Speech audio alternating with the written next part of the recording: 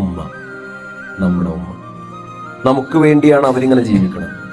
ഗർഭം ചുമന്ന് പ്രസവിച്ച് തിരിഞ്ഞു കിടക്കാനോ മറഞ്ഞു കിടക്കാനോ കഴിയാതെ അത്രമേൽ വലിയ പ്രയാസം അനുഭവിച്ച് നമുക്ക് വേണ്ടി ഇങ്ങനെ ജീവിക്കുന്ന ആളാണ് നമ്മുടെ ഉമ്മ.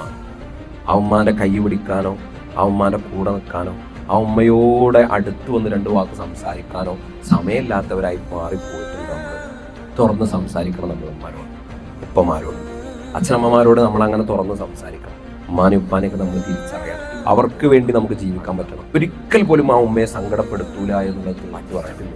ഞാൻ എൻ്റെ ഉമ്മാനെ ഒരിക്കലും ദുഃഖത്തിലായിട്ടില്ല. എന്തെങ്കിലും അപകടങ്ങളിലേക്ക്, എന്തെങ്കിലും പ്രയാസത്തിലേക്ക്, എന്തെങ്കിലും ദുരിതത്തിലേക്ക്, എന്തെങ്കിലും പ്രശ്നങ്ങളിലേക്ക് ചെന്ന് ചാടുമ്പോൾ നിങ്ങളുടെ മനസ്സിൽ 2 ആളുകളുടെ മുഖം തെളിഞ്ഞു വരണം. അതൊന്നിൽ ഉമ്മയാണ്, മറ്റൊന്ന് ഉപ്പയാണ്. എൻ്റെ കാര്യം കൊണ്ട് എൻ്റെ ഉമ്മാക്ക്, എൻ്റെ ഉപ്പാക്ക് സമൂഹത്തിന് മുമ്പിൽ, സമുദായത്തിന് മുമ്പിൽ, നാട്ടിൽ തല താഴ്ത്തേണ്ട ഒരു അവസരം ഉണ്ടാവില്ല. ഞാൻ കാരണം എൻ്റെ ഉമ്മയും എൻ്റെ ഉപ്പയും അഭിമാനത്തോടു കൂടി തല ഉയർത്തിപ്പിടിക്കുന്ന സമയമാണ് ഉണ്ടാവുക.